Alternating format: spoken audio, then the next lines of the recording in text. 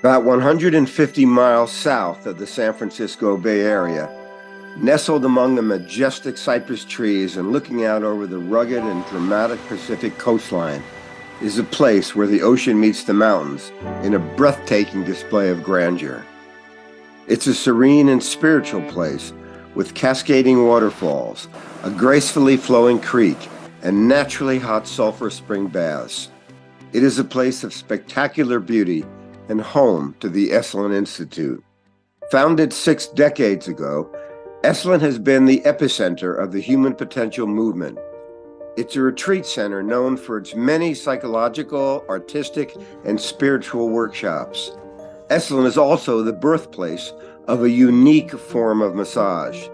The Esalen Massage, which is now practiced throughout the world, was developed over the years by an extraordinary group of teachers and practitioners who each contributed their own special gifts. I'm Ken Dychtwald. I'm a husband, I'm a father, I'm a brother, I'm an employer, I'm a psychologist, gerontologist, and I've also authored 19 books. And I'm a long-term friend of Esalen since way back 1970. I'm a former student, group leader, resident community member, and donor to this place that is so dear to my heart. Over the years, I played lots of roles, but I get the chance to play a very special role with regard to Esalen right now, which is that I'm going to be interviewing one of the people who's responsible for the creation and evolution of Esalen's incredible form of healing massage.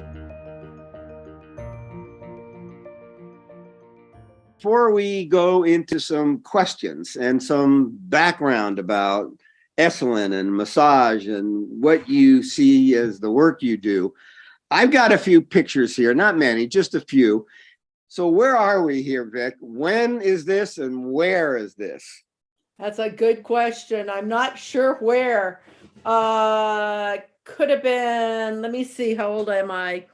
Probably 7, so looks probably like it was either California, Florida, Texas, or Maryland. So you were growing up and living in all these places. different kinds of places? Yes, and we always had animals. So let's go for, say, Texas, South Texas. And my dad was off fishing a lot. And so we had all these cats around. We always have had cats around because there was always, we were feeding them.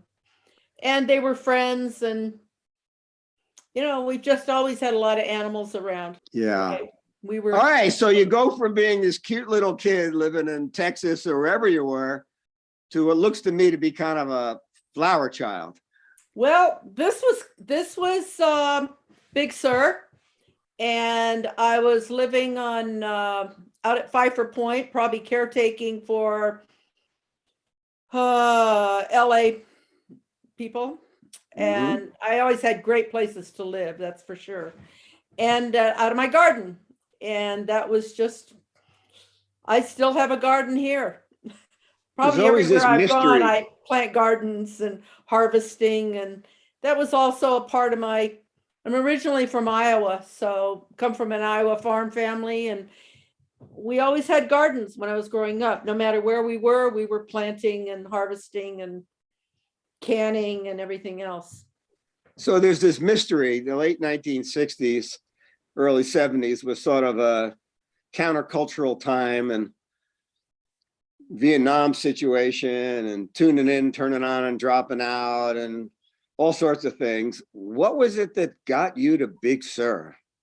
Well, I did come to Big Sur. I had graduated from high school early, college early, and was on my way to law school. But I didn't have to be in law school until the fall, and I could get out of San Francisco at that point. So I'd always loved Big Sur. So I came to Big Sur, much more than Esalen being a destination. I had no idea what I was going to do or how I was going to go, what was going to happen. But that's how I ended up at Esalen. I just knew a couple of people and so landed there. Did you feel probably in January of 68? Wow. When you landed in Big Sur, and or at Esalen, did you feel this is me? I relate to this place? I was still in transition. I was still planning on going to law school in the fall. So you were just passing through. Yeah, I was just kind of looking for a place to land for a while, to read something other than my psych economic textbooks and be involved in the San Francisco scene, which was getting kind of a little scary, some of that timing. Okay, so here's another picture. 70s probably. Yeah. Esalen. Did a lot of movement classes. We were all dancing all the time because we had such great musicians and drummers around. And so explain that. People might not understand when you say there were drummers around. Oh, well, the best musicians in those days, besides our local ones, which were evolving quickly, and drummers, was Anna Halprin. She brought the best drummers and musicians down. And I worked a lot with Anna in those early days. She was very important and instrumental to what I was doing anyway. And then on Sunday afternoons, the local musicians would show up, and the drumming, the dancing. It was just an integral part of what we were doing. So I remember that in the mornings, the drummers would start out in the hills and you would hear them going. And little by little, they would come around and down to Esalen's deck. And it was sort of like building to a state of kind of movement and activity. And people would come around and just want to be dancing and moving. Those were very special times, weren't they? Great. Yes. Yeah. That opportunity. I don't sense that a lot anymore. Oh, that's beautiful. Okay, so here's a group of people seemingly having a grand old time around an interesting individual who I know who it is, but tell all of us what's happening here and who is that person?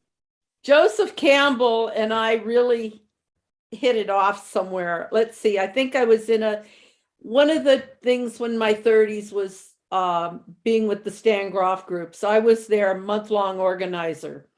And so I got to be in all the groups and be around all these people. And I worked with all these people. I ended up working on them. I was kind of the masseuse in residence or something. So he and I really hit it off and ended up being friends for many years. I would always dive into when he was there with Al Wong or anyone else. Hanging out with Joseph Campbell, I was about ready to go off, and at that time I'd already let go of law. I was ready to take off and get a degree in cultural anthropology. I liked indigenous healing practices and all the cross-cultural references, and he was very influential for me along those lines and very supportive. Incredible. I mean, the support I had was unbelievable. So I have a question for you. Many people today have heard of Joseph Campbell. I knew Joseph Campbell, as you did. And Myths to Live By, The Hero's Journey. He was the inspiration for George Lucas doing the Star Wars movies and such.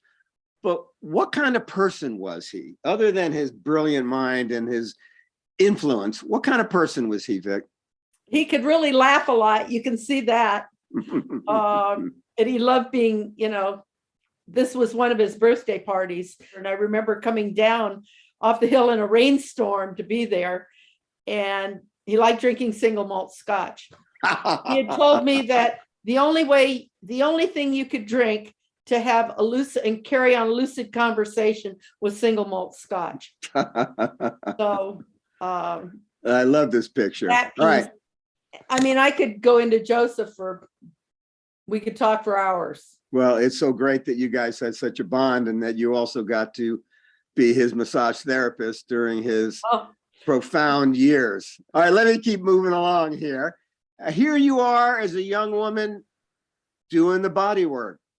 What pulled you into the touch field versus dance or movement or law or philosophy or anthropology?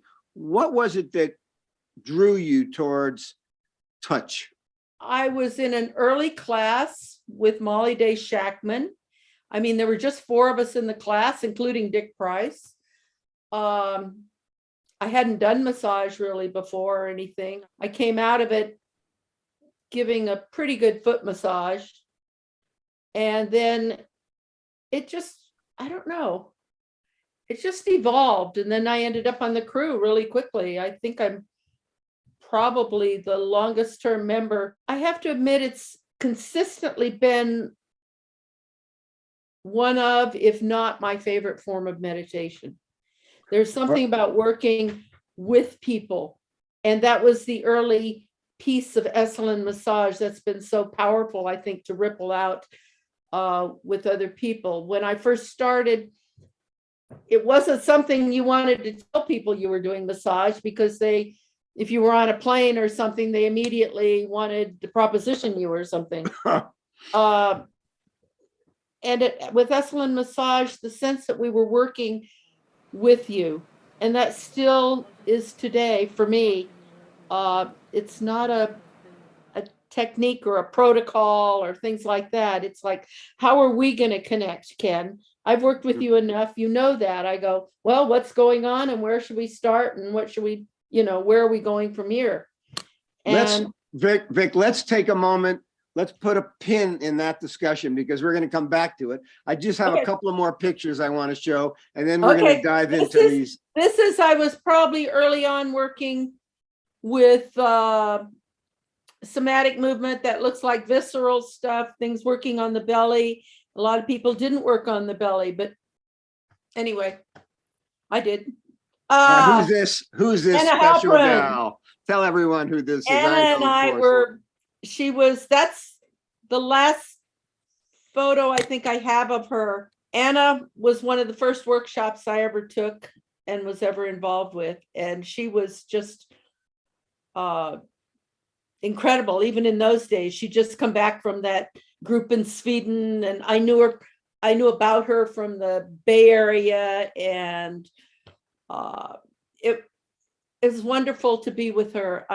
I feel blessed to have been around her and grown and danced with her, and her global perspective, and I really resonated. One of the greats, that sense one of the real greats, with the Anna planet Halpern. and supporting the planet. Yes. And that's always been really important. So there's a smile on your face in this picture that's maybe my favorite of all your pictures. Tell us who this lovely man is. Well, that's Stephen. That's my son, Stephen. And that photo was taken on a day when we had reconnected after a long time. Well, you guys sure look this identical, and you sure have beautiful smiles being together. So I love this picture, Vic. I like that photo too. Okay, last picture. Okay, Here you are with a group of gals. Those are my 4 sisters. Tell us about you. Those are my 4 sisters. And right now, believe it or not, Gail, the one in the middle between Karen and Jackie, and I are the last 2. And we're still pretty close. She lives in Colorado, and I grew up with, the 5 of us. And we were all my sisters raised me as much as my mom or my dad. Wow. That's just the way it is. Okay, so first of all, I love hearing bits and parts of your story just from those pictures, but now I've got a whole list of questions to ask you. First of all, we've mentioned Esalen. Okay. Everybody's got their own take on what is Esalen. And I don't know, after even all these decades I've ever asked you, how would you describe Esalen? I always liked Dick Price's words. He called it the shaman's bus stop. What does that mean to you? For me, and for being there, I don't know that I can describe Esalen, because it changes. I think it's not separate from its environment. I think the environment is quintessential part of Esalen. And it's like Esalen Institute at Big Sur Hot Springs, or whatever, I don't know, all those different evolutionary parts of it. Do you I think of Esalen as its workshops, as its community? Like what? I think of Esalen as the land. It affects people. There was a recent book I read called Blue Mind by a great guy from Stanford that actually came through Esalen. And being that close to the ocean, having the mountains, the creek running down through there, the hot water bubbling up, that edge, and then you've got, the big sky with everything from clouds and condors and everything else. And I think the environment has been one of the biggest pieces of Esalen, and that stays there, and the continuity. And I'm sure you've been back recently enough that that's what even people talk about, the magic. Why do you use the word magic in your description of Esalen? Well, because there's a quality of extra special something. Now, whether that's from the ocean or that, but I say that environment, I think, pulls it out. Whether it's the canyon, I've taken people on walks. It's interesting, the big thing right now about trees and being in that whole field and what it does to you, and taking people into the canyon and just sitting in meditation there. Or, everyone talks about their experiences of being at the baths. Something about the combination there. Then you take Dick Price and Mike and what their visions and who they were drawing in, just who they are and who they knew. And that's why, gosh, when the Groffs were there, oh my God, the people that were coming through there, Okay, so I want to that's hear where I would say Esalen, you've got that piece that just allows people to be who they, be who they are, or explore who they are, experience who they are, something along those lines. So, because you've had such an extraordinarily long relationship, you were there in the early moments of Esalen Massage kind of coming to be. Some people might think, oh, it's always been around. Well, no, it wasn't. How would you describe what it was that created the Esalen Massage? How did that happen? Who or what influences came together at that moment in time? Well, we were all taking workshops, and I'd say combination of, as I was saying, the influence of the environment, being down there, but we were all moving. But Charlotte Selver doing the sensory awareness and the sensing, all the Gestalt, working with Fritz and with everybody else, Dick, and working with the person as a whole. And up until then, most massage forms at that point in this country were a parts model. Working with the shoulder, that's what you worked with. Oh, cover it up, go somewhere else. And with the sense of working with the body as a whole, with the system as a whole, no matter which system you were working with, whether it was breath, whether it was muscles, whether it was fluids, whether it was movement, you were working with the person as a whole. And I think that came together in that sensing, and allowed that also the Gestalt piece of working with someone, facilitating for someone. So I'm not going to take you, I'm not going to do you. I'm going to work with you. I'm going to witness for you so you can have your own experience of your body. You're the one healing your body, not me. And then we had all the spiritual practices happening at the same time.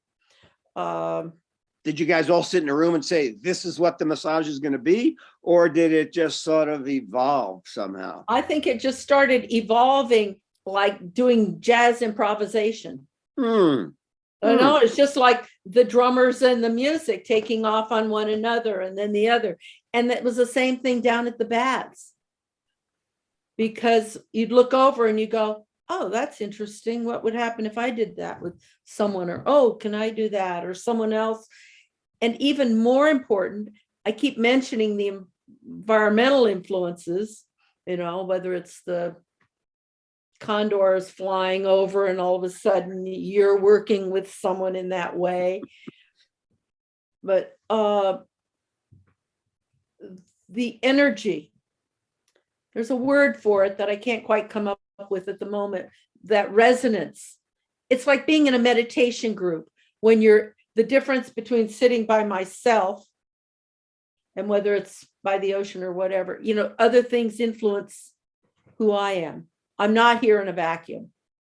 And the same thing down there. There's certain people, say if I'm working in a room with certain people, our energy starts to coalesce, and it can be dependent on who you're working with at the time.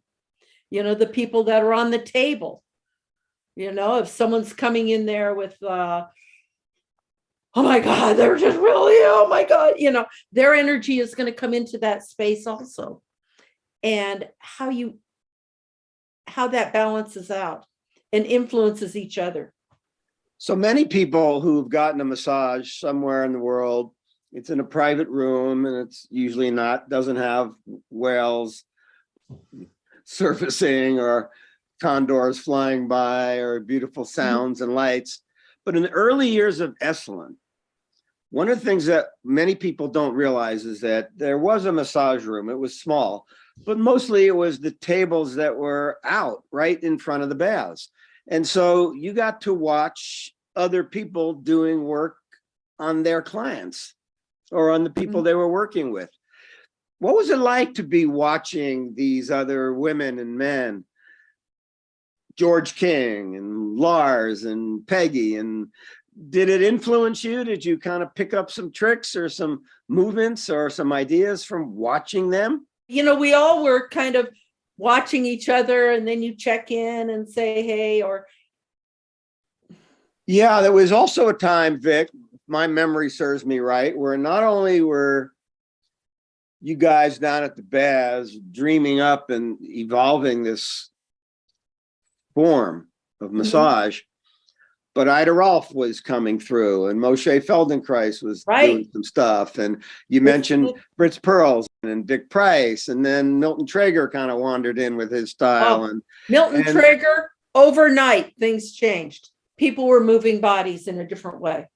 It was amazing watching that just happen so fast. And then other people we liked and other people we spit out.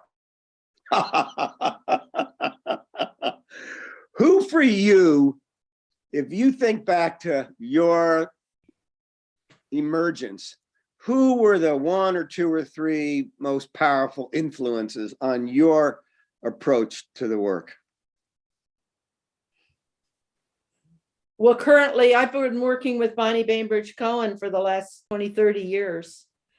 And being with that somatic crowd has really challenged and enlivened and influenced whatever I've been doing. It helped me to understand what I was already doing. Before that, I don't think I would have evolved with Bonnie so quickly if I hadn't been working with Emily Conrad. Being with Emily was permission in a way to just drop way deep inside into that subtle, whether it was breath or pulsation, and then work evolving from the inside out.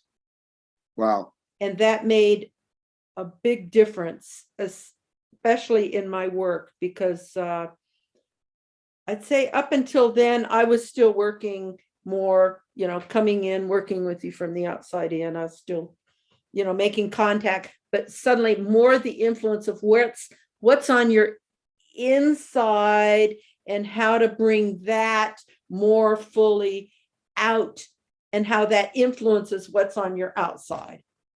And I even now been doing a lot of embryology and evolutionary body work, and that's still important to me. So I'd say that was one of the main influences and probably one of the contributions into Esalen Massage that I feel I do.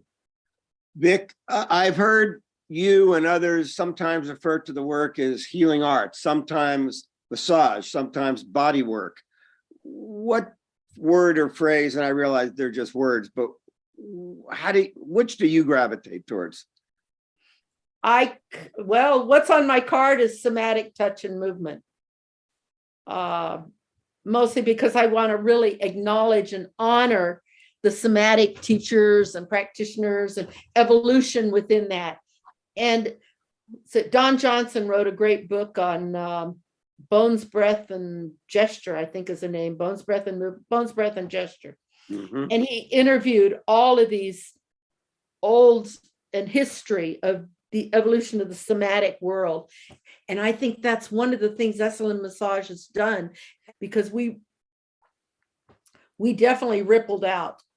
Everyone that came there, from all the work scholars to different people, they go home. Maybe they took our massage workshops. Maybe they did work study. Maybe they just got massages, but hopefully it shifted their perspective when they went home. What is in your mind or heart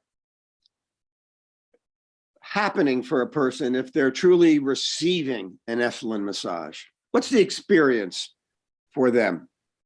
I'm going to reach back to an old colleague of yours, John Hyder, who wrote The Tao of Leadership. It was a book I carted around with me all over, teaching Brazil, Germany, Asia, everywhere. And he has, one of my favorites was called The Ripple Effect. And it's a translation or an interpretation of the Tao Te Ching. And it's basically, if you put your own self in order, if you get your own body balanced, then you're going to walk out and influence those around you, whether it's your family, and then your family, your community, it ripples out into a bigger world. And then that's been kind of my direction, my thought on that is, when I'm working with someone, if I can reflect or help you to reflect your space of balance and ease in your body, and when you walk out of there, that space hopefully is held in a bigger world. And that's been my, how do I say, my purpose, as you so aptly put it. When I was younger, I wanted to go be an international lawyer and do the world court and all these things. And it came down to, all I could do was one person at a time. And then when I started teaching, it meant I could touch more people at one time. Well, let me ask you a question about this. And there's some stuff behind that. So, okay. I can see how somebody would say, I want to do body work or somatic healing, touch, for a year or two. That's all I ever thought I'd do it for. But here you've been doing it for 50 plus years. What drives you to keep going? It's my favorite form of meditation. It's that interaction. When I'm touching someone else, I'm also being touched myself. And when I drop into that space of resonance or meditation with you, there's a dialogue. And it also, when I'm staying in this, it's my favorite form of yoga. And if you notice, I'm not real young anymore, but I'm still moving around, carting things in and out, you know. How old are you now? I will be 76 next Tuesday. Happy birthday for that. Thank you. So I have known and been worked on by many, many body workers and massage therapists and healers in my life. but I have to say that you almost stand in a category unto yourself, Vic. You bring a level of attention and focus and strength. When you and I are working together, your strength and precision and knowledge of how it all works and who I am as a person is extraordinary. I once asked our dear friend Peggy Huran, who I've also interviewed, and I said, Peggy, if you could one day in your life get 2 massages in a day with anybody you wanted, who would you pick for the first massage and the second massage? And she said, Vicki, and then Vicki. Wow. Yeah, so you, my dear friend, are extraordinary. What are you most aware of as your gift? I mean, is it your knowledge? Is it your meditation? Is it your strength? Is it your resilience? What is your gift that other people would aspire to or could learn from? I feel blessed. I feel really blessed. There's a piece that's getting more and more popular around cellular memory patterns. I feel that in this lifetime, I needed to touch in on a lot of people to heal some wounds that maybe I was responsible for causing in an earlier part of their evolution. It just felt like that's what I was supposed to be doing. Yeah. So you feel that partly what you're doing is reconciling or working through some of your own story through the work. My own story that goes maybe way back. I don't know that you know this. I'm a war orphan. Didn't know My that. dad died when I was 12, 13, during the early Vietnam part. He was on active duty, and so that's why I got my college paid for and things like that. Anyway, that's part of, I think, was a big part of me doing this work. It's also a very Gurdjieffian concept. I remember one of my friends who was very involved with Gurdjieff telling me this, you know, that we have a certain amount of giving back from clearing our past. All right, so I have a question for you. There are workshops to teach people how to give a massage. But I wonder if you'd share 3 or 4 pieces of advice for somebody getting a massage. How does one best receive a massage for it to have its ultimate impact? Communicate with the person that's working with you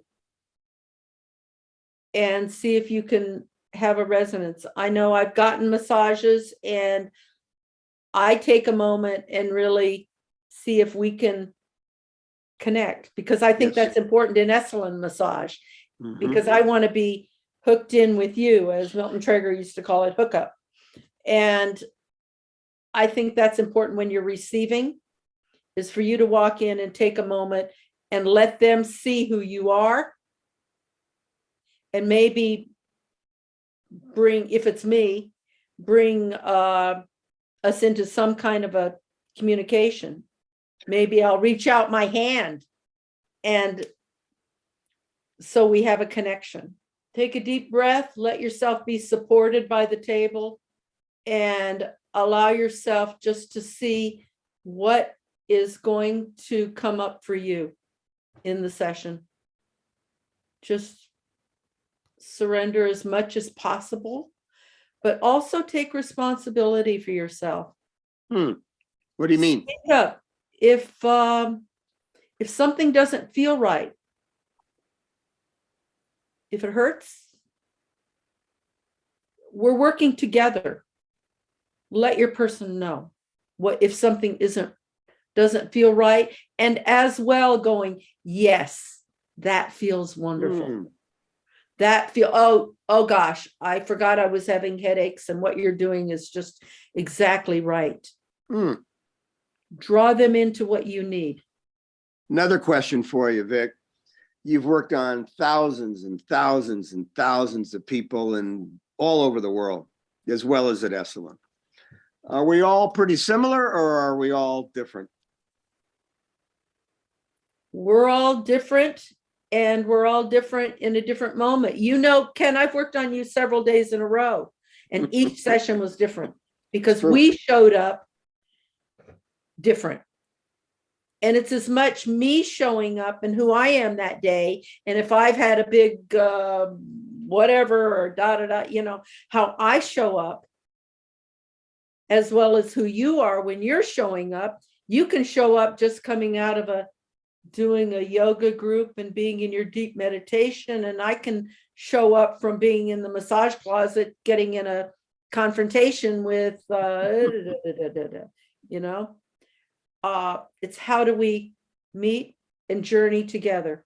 Does one have to be at Esalen to get an excellent Esalen experience in massage?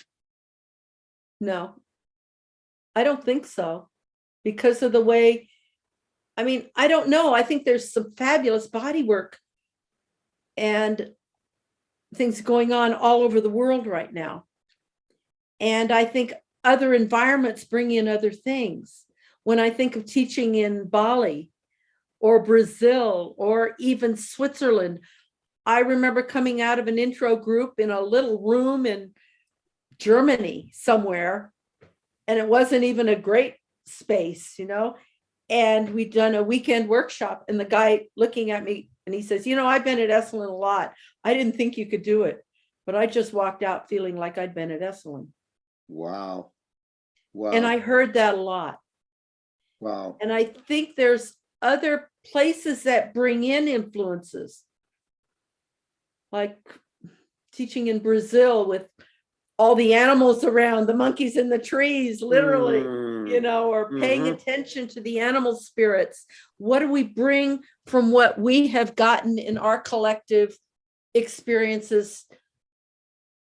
What we bring, the quality of listening and paying attention to where we are and who we are. And in that moment, we're all on this planet together. Okay, so I've just got a few more quick questions. So I do think you can get an Esalen massage other places. What is it you're most proud of? What am I most proud of? You look back over these decades, is there a particular thing or a contribution or a impact you've had? What is it you're most proud of?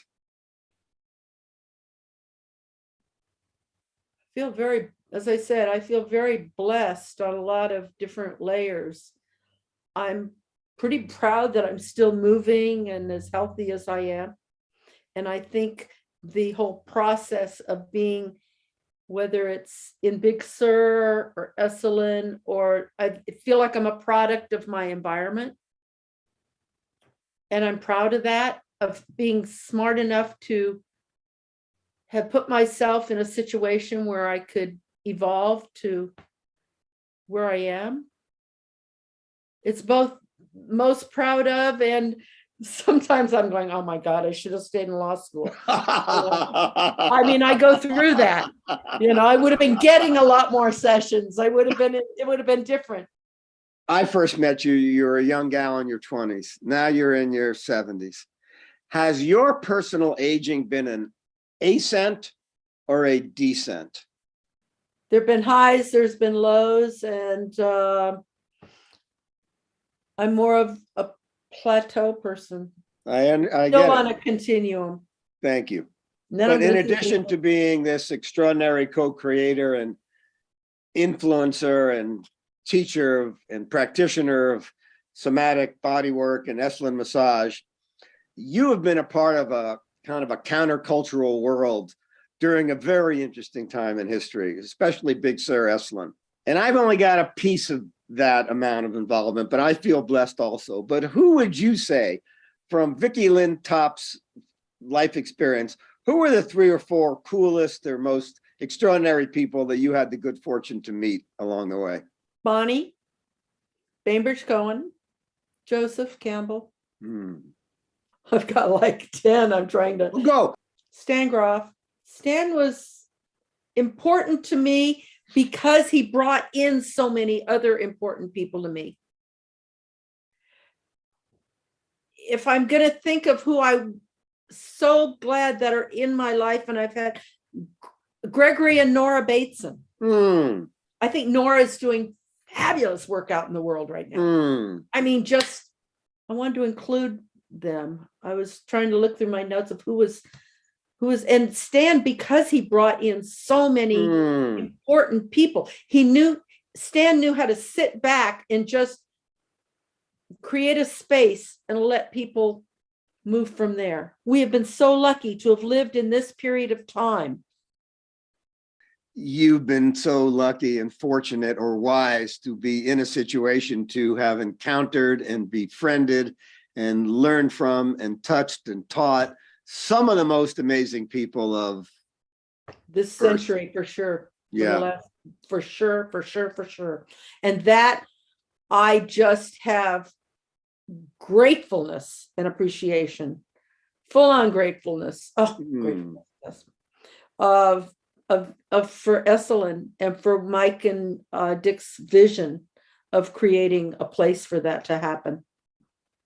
Takes me to my last question for today, my friend. Okay. I want you to imagine that it's decades from now. I'm gone, you're gone. Everybody we know is gone. It's another time in history. How would you like for people to remember you? If they were to say, Vicki Topp, she was generous and kind. Something like that. Well, let me just say that I'm feeling such a sense of gratitude for knowing you, for being your friend, and for having this extraordinary opportunity to kind of Zoom to Zoom, hear your views, hear your heart, see the way you piece it all together, and how wonderful a human being you are. So thank you, Vic. Thank you, Ken, for all that you have done. You know, we carted your body-mind book from the beginning. It was just perfect. You know, it was on every reading list from the earliest massage classes that we taught, or training groups. Lucky all of us that you are such a formidable presence and piece of this puzzle. When you talk about this concerto, this jazz ensemble, you're such a critical force in all of that. So thank you, Vic. Thank you. I look forward to seeing you, and I'll come up and visit you one of these days. Oh, we'd love it. Be well. Bye.